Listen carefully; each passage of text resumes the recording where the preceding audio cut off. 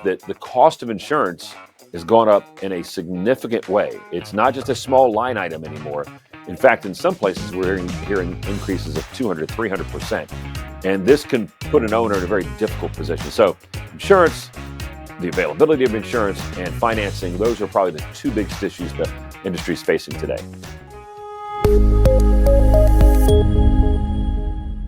Hi, this is Ted Kelly with another Ted's Hospitality Minute. Hey, today we've got a great guest on. He's a leader in the industry, and he's always watching out for the hospitality space on a broad schedule. His name is Chip Rogers. He is the president, CEO of American Hotel and Lodging Association, better known as AHLA.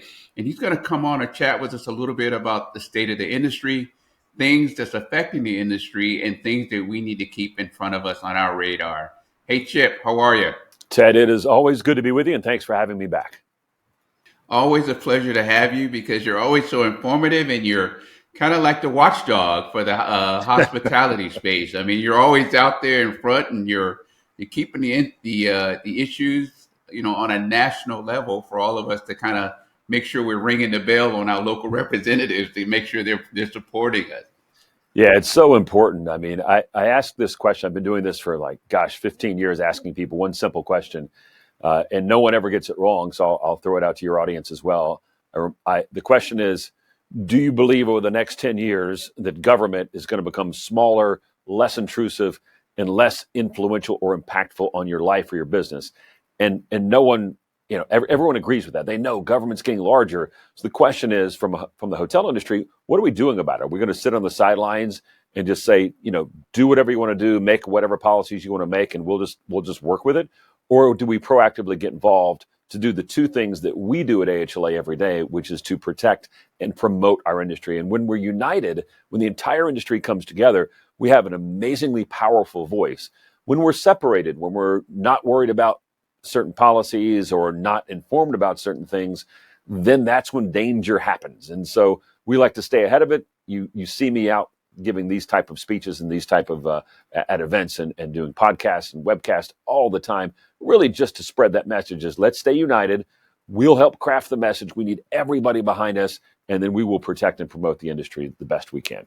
Wow. And so true, because I think the last time you and I spoke, I think we were in the heat of battle with COVID, and you were fighting tooth, nail, and hand, whatever you could get to try to make sure that our government was trying to figure out ways to help support our hotel ownership group that all of a sudden went from a feast to zero. And you were trying to get all types of funding to support these guys and help keep their doors open and things like that, man. So kudos to you for that. And then very quick question. How do you think things are now? Are we post-COVID? Are we clear and things are rolling, or what's your thoughts there? Still some challenges, and I don't know that they are directly COVID related. Maybe they are when you start thinking about why do we have inflation? Why are interest rates so high? It's because we flooded the market. Probably maybe we did one extra or two extra funding levels that weren't necessary. But you mentioned a moment ago during COVID, if you go back, we had PPP and we were actively involved in the creation of PPP and the creation of the Flexibility Act that allowed you to have a much longer time to spend those PPP dollars and so that they would not be a loan, but in fact be a grant. But it's kind of what we do. If you think about it, the second round of PPP funding, hotels and restaurants got 40% more than any other industry.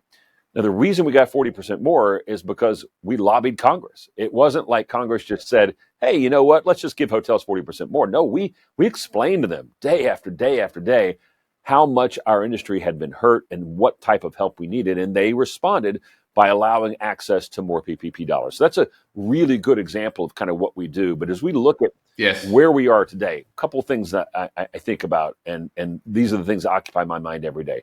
First, the hiring problem, while still a problem, is getting better. I was with a whole host of CEOs in our industry just earlier this week, back on Monday afternoon.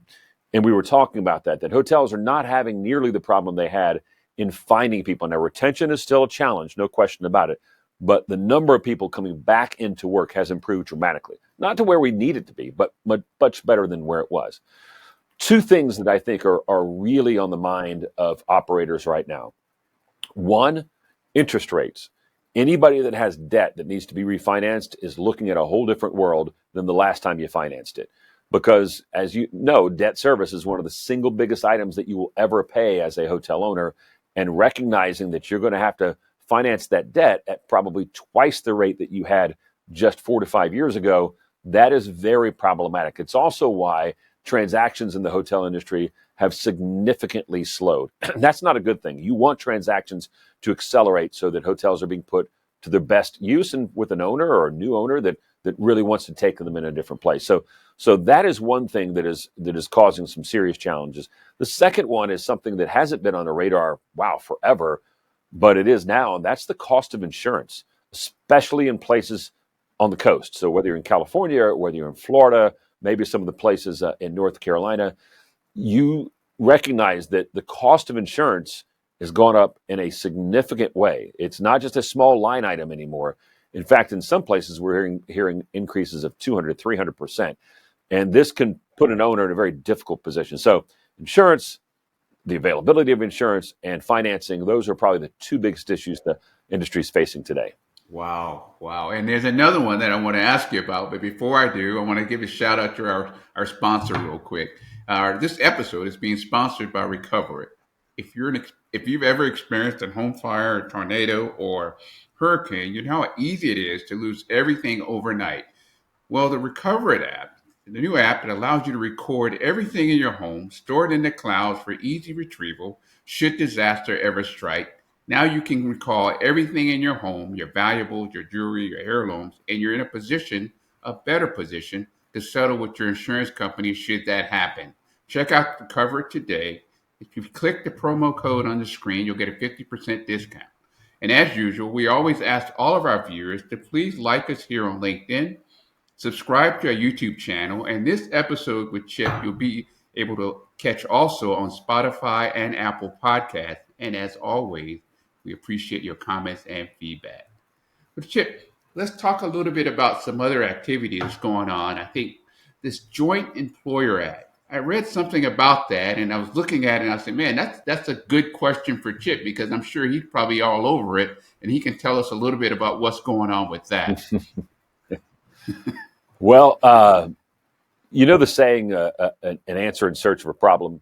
That is exactly what joint employer is. The worst possible answer you could come up with in search of a problem that does not exist. So what joint employer does is it creates this new definition of who is the employer of the employee. And by the definition joint, as you can tell, it's more than one person, which is ridiculous. No employee wants more than one employer.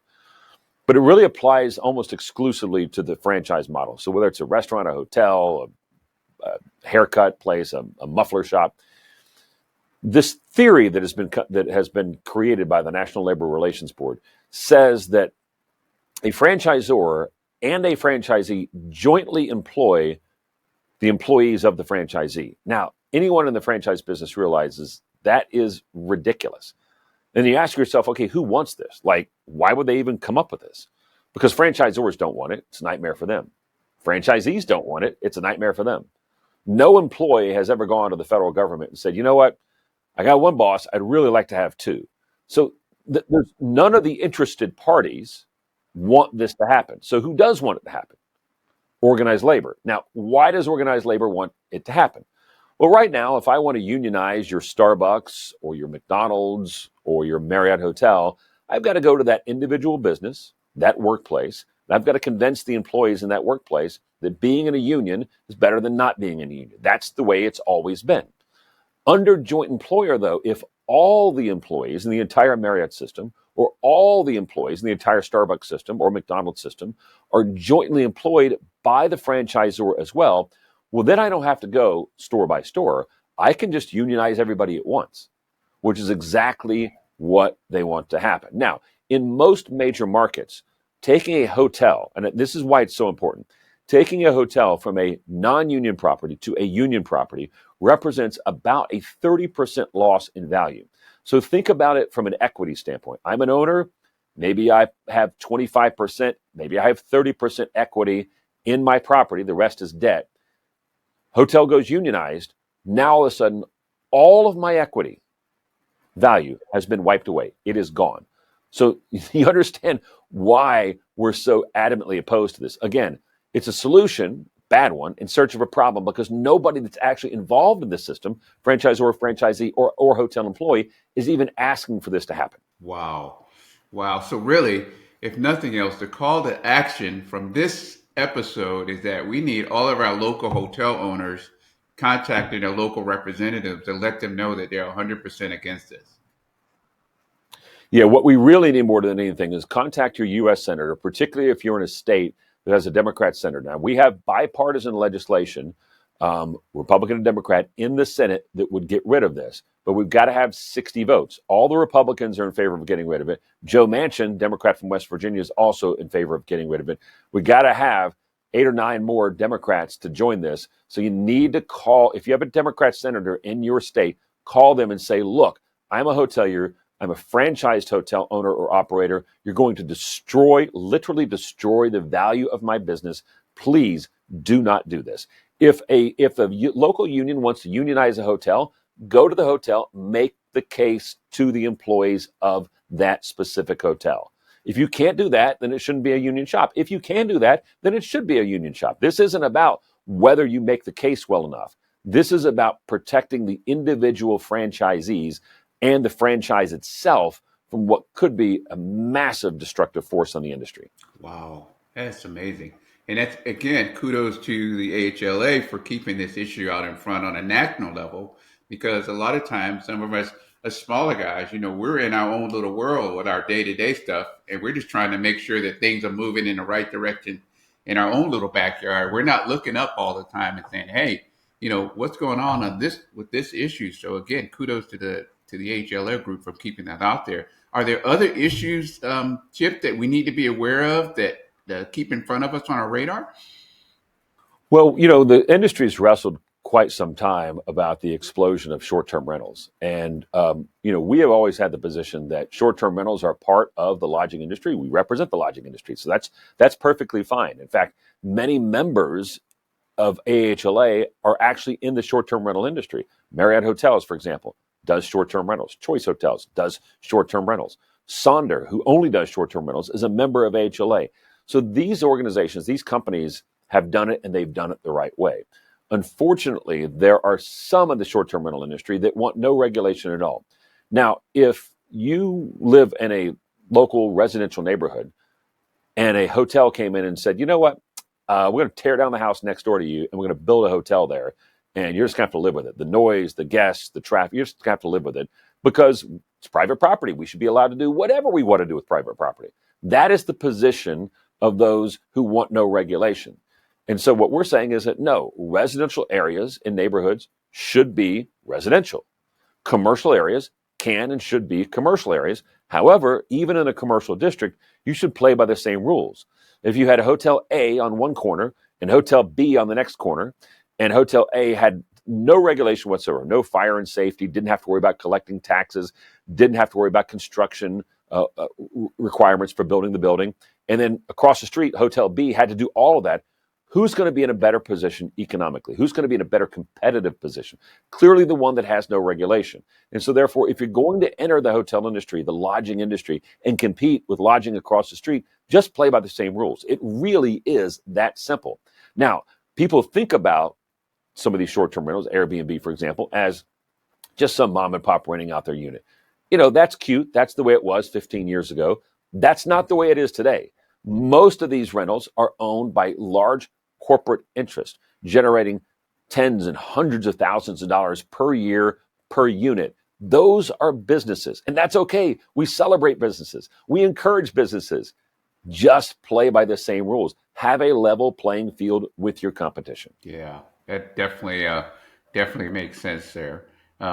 Quick question for you. I saw a hearing, and they were talking about the Hotel Responsible Stay program and the success of that. You want to talk a little bit about that? Yeah, so look, consumers, actually, let me back up and kind of walk you through the timeline. If you went back about 5 years ago and asked who cares about the sustainability practices of a hotel operation, It might be some activist investors who say, I don't want to invest in this hotel company because they don't have sustainable practices. If you went back about 3 years ago, you'd start to see more of those investors, plus meeting planners who are saying, look, we're not going to take events to hotels that are not involved or not using sustainable practices. And then if you go back just like 12 months ago and ask the question, now who cares? It's activist investors, it's meeting planners, and it's the general traveling public. People that are booking hotels are saying, we want to know if that hotel is practicing sustainably or sustainable practices, whether it comes to energy, water, food waste, sourcing. All of that is important. So we created Responsible Stay to bring the industry together, to coalesce around some general ideas of what it means to have a sustainable operation, because we want that to be able to apply to a small, independent mom and pop hotel, maybe with 20 rooms, all the way up to a 2,000 room luxury resort. I mean, all the way up and down the scale, we want to make sure that there are baselines of what we're going to do as an industry so that we can communicate that to the general traveling public who have now said this is a concern for us. The second thing that we're doing here at AHLA is we've just created a joint venture, a partnership with our friends at the Hotel Association of Canada. So now for all North America, that includes Canada, the US, Mexico, and the Caribbean, we have a product that is called Green Key Global. Green Key Global is a third-party certification system that looks at the practices of an individual hotel and rates them from 1 key up to 5 keys on how sustainable those practices are. If we're able to standardize this, which is really what we want, we're working with brands now to kind of get this to be the preferred brand standard for certification. But if we're able to accomplish that, it then communicates to the traveling public, the consumer, to say, hey, I understand what Green Key Global is.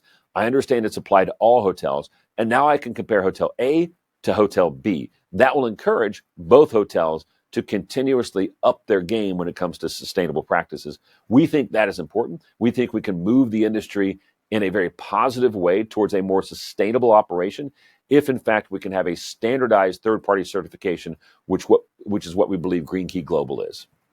Wow. And it makes sense. And I think it's the right direction to go in, just from the overall environment perspective anyway. So I'm glad to see that movement has steadily progressed to the place where now it's like it's very important as opposed to being, it'd be a nice to have. Now it's very important for folks to have that. So that's awesome.